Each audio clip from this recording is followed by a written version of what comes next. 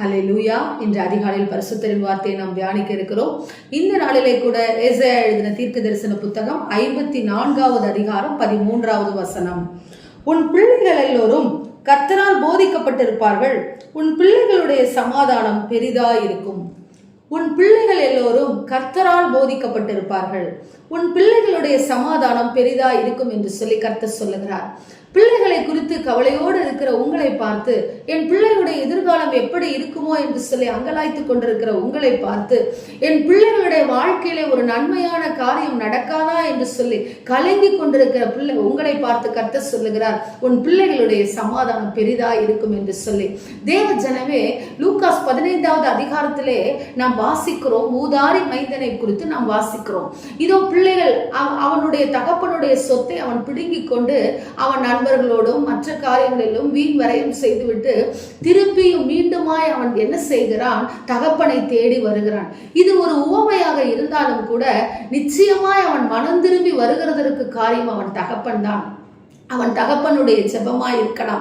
எனவேதான் அந்த தகப்பன், அந்த மைந்தன், அந்த மகன் வரும் பொழுது அவனை என்ன செய்கிறான்? அவன் இதோ கட்டி அணைத்து தழுவி ஓடி போய் அணைத்துக் கொள்ளுகிறதை நாம் பார்க்கிறோம். இன்றைக்கு தேவ ஜனமே, உங்களுடைய வாழ்க்கையிலும் உங்கள் பிள்ளைகள் சரியில்லாமல் இருக்கலாம், உங்கள் பிள்ளைகள் ஆண்டவரை தேடாமல் இருக்கலாம். இந்த வசனத்தை சொல்லி ஜெபியுங்கள். என் பிள்ளைகள் கர்த்தரால் போதிக்கப்பட்டிருப்பார்கள், மனுஷனுடைய போதனை அல்ல. இன்றைக்கு பெரிய பெரிய படிப்புகளை படிக்கிற பிள்ளைகள் எல்லாரும் இதோ மரணத்தை தழுவுகிறதை நாம் பார்க்கிறோம். விபத்தின் மூலமாக, தற்கொலையின் மூலம் இன்றைக்கு நன்றாக படிக்கக்கூடிய பிள்ளைகளையும் பெரிய இடத்து பிள்ளைகளையும், ஏன் எந்த பிள்ளைகளையும் நாம் பார்க்கும் பொழுது அவர்கள் தற்கொலையிலே ஈடுபடுகிறதை நாம் பார்க்கிறோம்.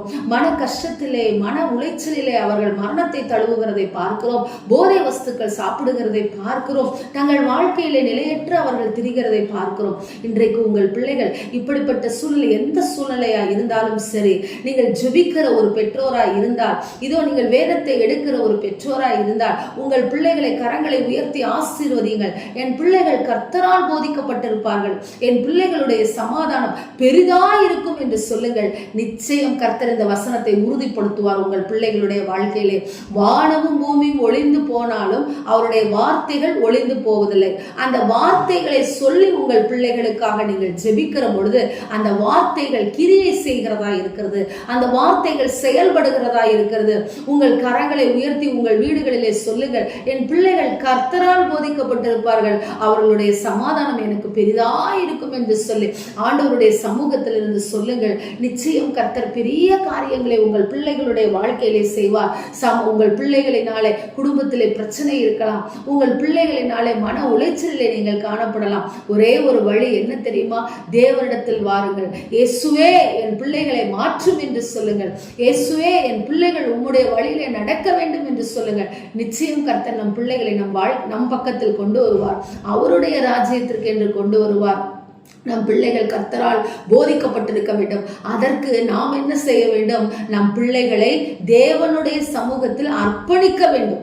என் பிள்ளைகள் இன்ஜினியர் ஆகணும், டாக்டர் ஆகணும், கலெக்டர் ஆகணும், எல்லாம் ஆகணும் தான். முதலாவது என் பிள்ளை தேவனுக்கு என்று ஊழியம் செய்ய வேண்டும், தேவனுக்காக விதைக்கப்பட வேண்டும் என்று நினையுங்கள்.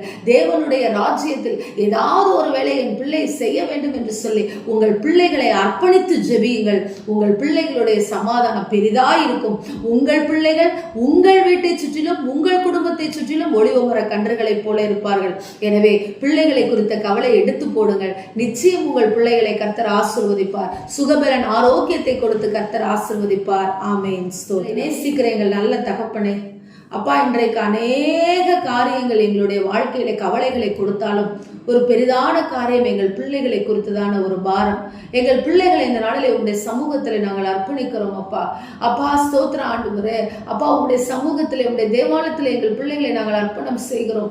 அர்ப்பணித்த சாமுவேல் எப்படி ஆண்டவரே உமக்கு பிரியமான பிள்ளையாய் வாழ்ந்தானோ, அப்பா ஸ்தோத்திரம், நாங்களும் ஆண்டவரே எங்கள் பிள்ளைகளை உங்களுடைய சமூகத்தில் அர்ப்பணிக்கிறோம். எங்கள் பிள்ளைகளுடைய சமாதானம் எங்களுக்கு பெரிதாய் இருக்கட்டும், எங்கள் பிள்ளைகள் கர்த்தரால் போதிக்கப்பட்டிருக்கட்டும் என்று சொல்லி இந்த வார்த்தைகளை சொல்லி பிள்ளைகளிடத்தில் இருக்கிற தாறுமாறின் ஆவியெல்லாம் நாங்கள் எடுத்து போடுகிறோம். நீர் எங்கள் பிள்ளைகளை ஆசிர்வதிங்க, நீர் எங்கள் பிள்ளைகளை செழிக்க செய்யுங்கன்னு சொல்லி உங்களுடைய சமூகத்திற்கு வருகிறோம். நீர் அப்படியே செய்கிறதற்காய் நன்றி செலுத்துகிறோம். இயேசுவின் நாமத்தில் நாங்கள் ஜெபிக்கிறோம் நல்ல பிதாவே, ஆமென். Praise the Lord. ஹல்லேலூயா.